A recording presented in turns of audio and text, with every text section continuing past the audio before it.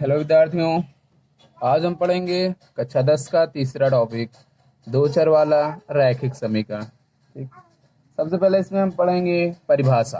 परिभाषा होगी क्या इसकी कि एक ऐसा रैखिक समीकरण जिसमें दो चर राशियां हों क्या कहलाएगा? दो चर वाला रैखिक समीकरण। ठीक, ध्यान रखिएगा कितने चर राशियां होनी चाहिए? दो चर राशियां। जैसे ध्यान दीजिए, इसमें एक्स और वाई दो चर राशियां हैं, इसमें भी एक्स और वाई दो चर राशियां हैं। एक आध एग्जाम्पल और लिख देते हैं, जैसे 5y plus 7z is equal to, ध्यान दीजिए z और y दो चर राशियां हैं, तो ये आपका फिर कहलाएगा क्या? दो चर वाला रैखिक समीकरण। रैखिक समीकरण, दो चर वाले रैखिक समीकरण का जो मूल समीकरण होता है वो होता है क्या?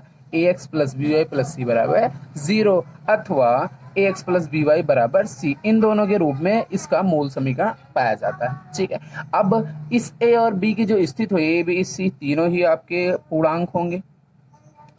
ए और बी, लेकिन ध्यान रखिएगा ए और बी दोनों की स्थितियां होनी चाहिए कि ए कभी जीरो के बराबर नहीं होना चाहिए और बी भी कभी जीरो के बराबर नहीं होना चाहिए। और अगर ऐसा है तो इनके वर्गों का योग भी जीरो के बराबर नहीं होगा। ध्यान रखिए, ये आपकी पहली प्रश्नावली 3A का पहले क्वेश्चन का पहला टॉपिक है, पहला क्वेश्चन है। ध्यान रखिएगा, पहले क्वेश्चन का पहले विकल्प में से है।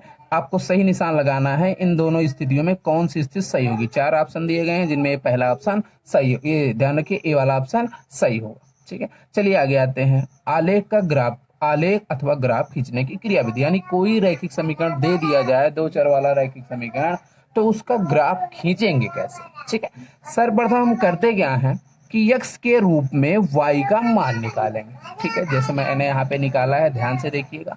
ठीक है, फिर x और y के रूप में एक सारणी बनाएंगे जिनमें हम x का मान रख करके y का मान प्राप्त करेंगे। अब कैसे प्राप्त करेंगे मैं आगे आपको इस एक क्वेश्चन में बताऊंगा, लेकिन एक कंडीशन है जो आपको ध्यान रखना है कि x और y में से किसी का भी मान भिन्नात्मक नहीं होना चाहिए।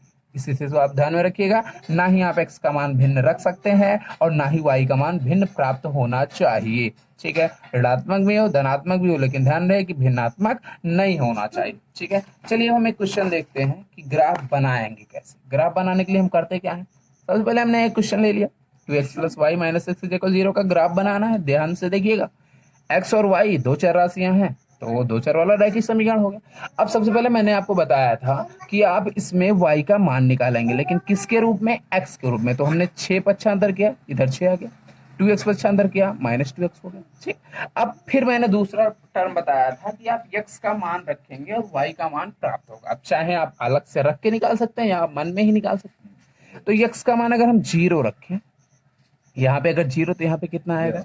6। ठीक, चलिए एक रखते हैं। अगर एक रखेंगे कितना मिलेगा? 2 आ जाएगा, 6 में से 2 घटा, कितना बचा? 4। 2 रखेंगे कितना मिल जाएगा? ध्यान से देखिए, 2 दूनी 4, 6 में से 4 घटा 2। 3 रखेंगे तो 3 दूनी 6, 6 में से 6 घटा 0। और मान रख लीजिए, 4 रख लीजिए। 4 रखेंगे तो कितना आएगा?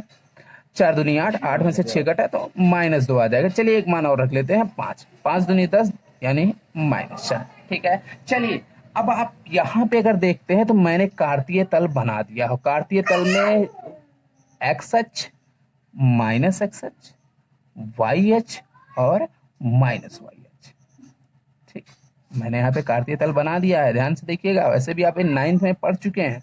ठीक है, अब हम इनमें पॉइंट लिख लेते हैं, 1 2 3 4 5 6, 1 2 3 4 5 6। इसी प्रकार -1 -2 -3 -4 -5 -6, -1 -2 -3 -4 -5 और -6। ठीक है, चलिए मैंने यहाँ पे कार्तीय तल बना दिया है।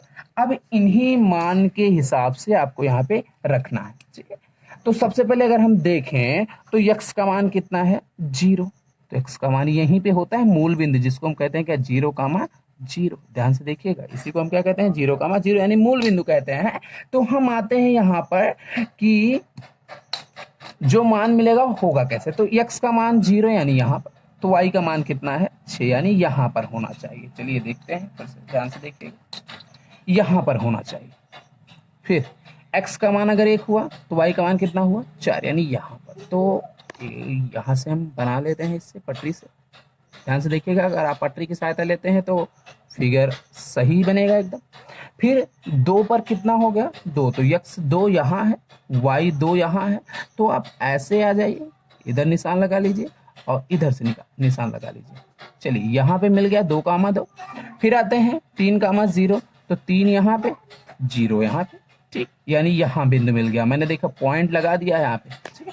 फिर और जाते हैं 4 पर -2, 4 यहाँ है, अब -2 तो नीचे है, तो चलिए नीचे आ जाते हैं, नीचे आ गए हम, यहाँ पे आ गए। फिर 5 पर -4, चलिए 5 पे फिर नीचे आते हैं और इधर से -4 इधर साइड से आ जाते हैं, ठीक है। चलिए मैंने पॉइंट लिख दिया।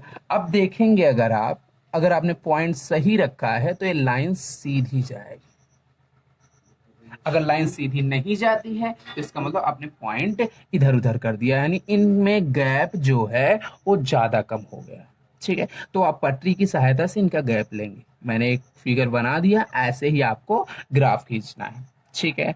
चलिए ग्राफ खींचना यहाँ से आपको आ गया। अगर किसी को कोई समस्या आती है तो पुनः क्वेश्चन, कोई भी क्वेश्चन उठा सकते हैं जिसको उसको हम बता देंगे। ध्यान रखिएगा कि बुक में सारे क्वेश्चन हैं जिनमें एग्जाम्पल भी दिए गए हैं और आपको क्वेश्चन सॉल्व करना है।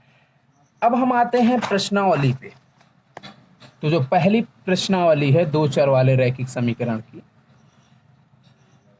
प्रश्नावली 3, जिनमें 5 क्वेश्चन है जो ऑप्शनल है, तो ऑप्शनल क्वेश्चन आप स्वयं लगा लेंगे, ठीक है। जैसे चलिए देख लेते हैं, मैंने ऑप्शनल क्वेश्चन यहाँ पे दिखा दिया है आपको। पहला कह रहा है ax + by = c, जबकि a b c वास्तविक संख्या है तो 2 चरों x और y का रैखिक समीकरण कहा जाता है। मैंने आपको एक कंडीशन बताई थी, ये वाली कंडीशन, कि a² + b² कभी भी 0 के बराबर नहीं हो सकता, ठीक है। फिर आते हैं दूसरे क्वेश्चन पर। इसी प्रकार हम दूसरे क्वेश्चन में देखते हैं क्या, कि ax + by + c = 0 प्रत्येक हल निम्न मानों का एक युग्म है। तो ध्यान रखिएगा किसका किसका युग्म होगा, ये कि x के लिए व दूसरा y के लिए, ठीक है। तीसरे पे आते हैं कि ax + by + c = रेखा को दर्शाती है। समीकरण प्रत्येक हल एक बिंदु पर होता है, इसके दर्शाने वाली रेखा पर, इसको दर्शाने रेखा पर नहीं, और भी ऑप्शनल है। तो ध्यान रखिए जो भी मान निकलते हैं